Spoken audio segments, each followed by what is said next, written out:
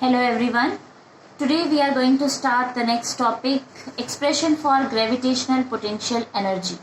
But before that you have to know the proper meaning of gravitational potential energy. In our previous video I already taught you the gravitational potential energy. Once again I revise that topic, what is gravitational potential energy.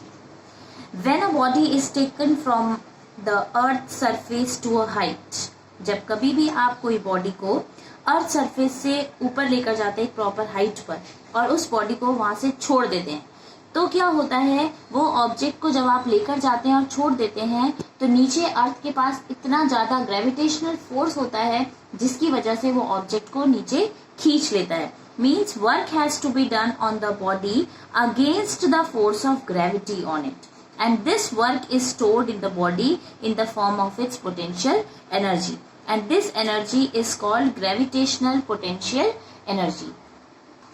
For example, gravitational potential energy का suppose this is a pen, ये marker है आपका, ये हमने लिया है, इस object को हम क्या करते हैं एक प्रॉपर हाइट में नीचे से ऊपर की ओर फेंकते हैं. तो देखिए हमने प्रॉपर हाइट में फेंका तो फेंकते ही क्या हुआ कि अर्थ के पास एक ग्रेविटेशनल फोर्स होता है, तो क्या करता है, इसको अपनी तरफ खींचता है.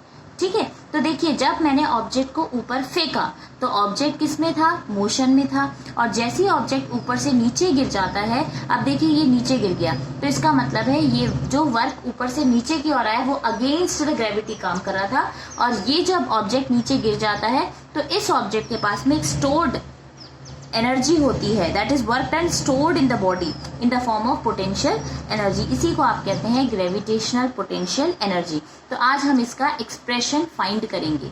Okay, expression for gravitational potential energy. Now expression for the gravitational potential energy. अब let a body of mass m kg be moved from the ground to the height of h meter. आपने एक body ली है जिसका मास आपने m बोला है, okay, और उसकी यूनिट क्या होती है मास की, kg. ठीक है, आपने एक बॉडी ली है जिसका मास m है, उसको ग्राउंड से ऊपर की ओर एक प्रॉपर हाइट में फेंका. ठीक है, जैसे हमने अभी थोड़ी देर पहले मैंने आपको एक एग्जांपल दिया था, आपने एक पेन लिया उसको ऊपर की ओर फेंका, तो मान लीजिए वही पेन जिसका मास आपने m लिया और वो एक प्रॉपर हाइट में हमने फेंका है ग्राउंड से ऊपर की ओर, तो उसकी हाइट हमने क्या मान ली, h. And the minimum upward force required to move the body will be the force of gravity on the body vertically downwards. ठीक है, आपने देखा होगा कोई भी लाइट वेटेड ऑब्जेक्ट जो होता है वो आसानी से नीचे से ऊपर फेंको और आसानी से नीचे अभी आ जाता है, लेकिन कोई हैवी वेटेड ऑब्जेक्ट को अगर आप नीचे से ऊपर फेंकेंगे तो उसमें क्या होगा, आपका एफर्ट ज्यादा लगाना पड़ेगा और ऑब्जेक्ट नीचे तो जरूर आएगा, ठीक है, लेकिन एफर्ट ज्यादा लगाना पड़ेगा. और if g is the force of gravity on a mass 1 kg, the force of gravity on mass m kg will be mg Newton. mg force लग रहा था उस पे, तो फोर्स का फॉर्मूला क्या होता है, मास इंटू एक्सीलरेशन. तो यहाँ पर जो मास तो मास ही है, लेकिन एक्सीलरेशन ऑब्जेक्ट को जब आप नीचे से ऊपर फेंक रहे हैं तो नीचे क्या है, अर्थ के पास ग्रेविटेशनल फोर्स है जो उसको अपनी तरफ खींच रहा है. तो उस सिचुएशन में क्या होता है, एक्सीलरेशन जो होता है वो किस में चला जाता है, एक्सीलरेशन ड्यू टू ग्रेविटी में कन्वर्ट हो जाता है. ओके, तब इसीलिए force equal to mass into acceleration होता है. तो एक्सीलरेशन ए जो होता है वो किस में कन्वर्ट हो जाता है, जी में.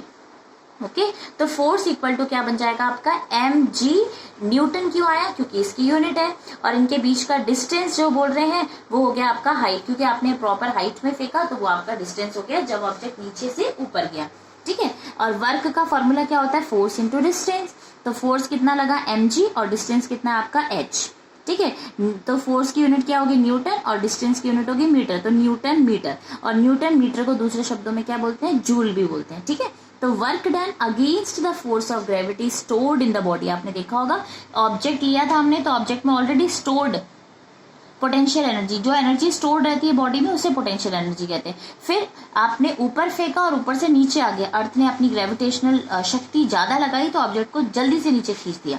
ठीक है, यानी कि वर्क डन जो हो रहा है वो against the force of gravity हो रहा है. और फिर बॉडी में जो स्टोर्ड एनर्जी है that is gravitational potential energy. और ग्रेविटेशनल पोटेंशियल एनर्जी को कैसे लिख सकते हैं आप, यू से डिनोट कर सकते हैं.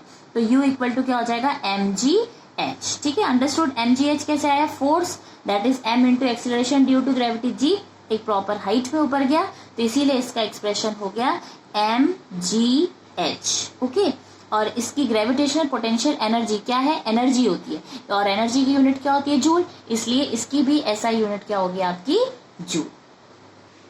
नाउ ये ग्रेविटेशन पोटेंशियल एनर्जी का जब हमें एक्सप्रेशन निकाला तो ये किन किन फैक्टर्स पे डिपेंड करता है, तो किन किन फैक्टर्स पे डिपेंड करता है। नंबर 1 है the mass of the body. Mass of the body का मतलब क्या है, जो भी आप बॉडी लेते हैं उसके मास पे भी डिपेंड करता है। क्यों, अगर उस बॉडी का ग्रेटर मास होगा तो ग्रेटर पोटेंशियल एनर्जी होगा। ओके, तो इसलिए पहला फैक्टर क्या हो गया, मास ऑफ द बॉडी, और दूसरा फैक्टर क्या हो गया, it's height above the ground. ठीक है, अगर आपने कोई हल्का सा ऑब्जेक्ट लिया और आसानी से थोड़ा सा फोर्स लगाया और फेंका और वो जल्दी आ जाएगा, लेकिन अगर कोई हैवी ऑब्जेक्ट लिया तो आप फोर्स एफर्ट भी ज्यादा लगा रहे हैं तब आएगा। ठीक है, तो it's height above the ground, that is higher the height greater is the potential energy. ठीक है, यानी कि gravitation potential energy mass of the body पे और हाइट पे, दो चीजों पे डिपेंड करती है। नेक्स्ट टॉपिक आता है काइनेटिक एनर्जी। ओके, क्योंकि आपने प्रीवियस वीडियो में देखा था कि मैकेनिकल एनर्जी जो होती है the sum of potential energy and kinetic energy. Okay, तो पोटेंशियल एनर्जी हमने पढ़ लिया कि the energy which is stored in the body, जो हमारी बॉडी में स्टोर्ड रहती है तो वो आपकी क्या होगी, पोटेंशियल एनर्जी। और काइनेटिक एनर्जी क्या होती है, काइनेटिक एनर्जी क्या होती है, जब हमारी बॉडी मोशन में रहती है, कंटिन्यूसली काम करती रहती है, तो उसे हम क्या कहते हैं, काइनेटिक एनर्जी। काइनेटिक एनर्जी का सिंबल होता है K.E और K से भी डिनोट कर सकते हैं। The energy of a body in motion, जब एनर्जी ऐसी बॉडी की ऐसी एनर्जी मतलब बॉडी की जिसमें हमारी बॉडी कंटिन्यूसली मोशन में, मतलब काम कर रहे हो आप, तो उसे काइनेटिक एनर्जी बोलेंगे। और kinetic energy of a body is the energy possessed by the body due to its state of motion. ठीक है, अब ये काइनेटिक एनर्जी जो होती है, जैसे घर से कहीं जा रहे हैं तो चलते जा रहे हैं तो हमारी बॉडी किस में है, मोशन में है, इसका मतलब है this is the example of kinetic energy. जैसे आपने देखा होगा, a fast moving stone has the capacity of breaking a window pane when it strikes the pen.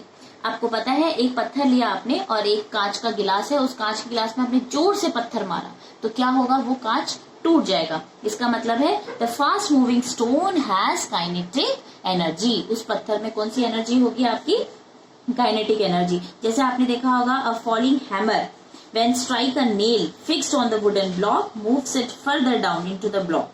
तो आपने देखा होगा, आपने एक कील ली, ठीक है, आपने एक कील ली और आपने क्या किया, उसको जोर जोर से ठोका तो क्या होगा, वो वुडन के अंदर घुस जाएगी कील। तो इसका मतलब क्या है, the moving hammer has kinetic energy and it does work on the nail, वो वर्क कर रहा है। तो this is the examples of kinetic energy.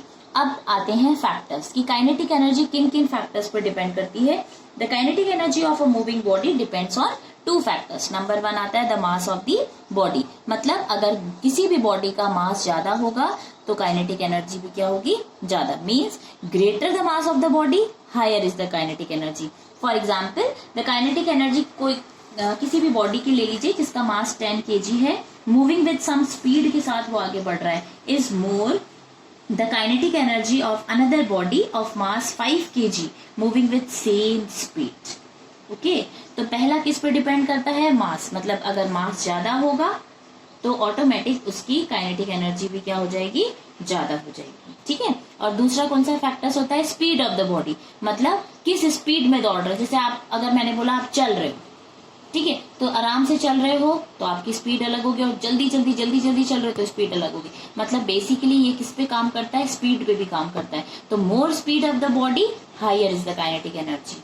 Okay, अब हम इसका क्या करते हैं, एक्सप्रेशन फाइंड करते हैं काइनेटिक एनर्जी का।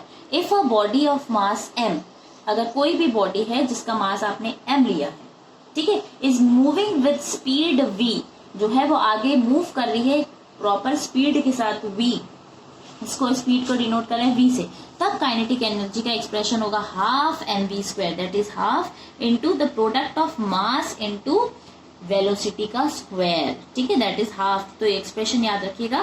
काइनेटिक एनर्जी का फॉर्मूला क्या होता है, kinetic energy equal to half mv²। तो पेपर में न्यूमेरिकल सॉल्व करने के लिए आते हैं काइनेटिक एनर्जी से बेस्ड, तो उसमें आपको मास दिया जाएगा और स्पीड दी जाएगी या वेलोसिटी दी जाएगी। तो आपको क्या करना है, इस एक्सप्रेशन में वैल्यू को पुटअप करना है।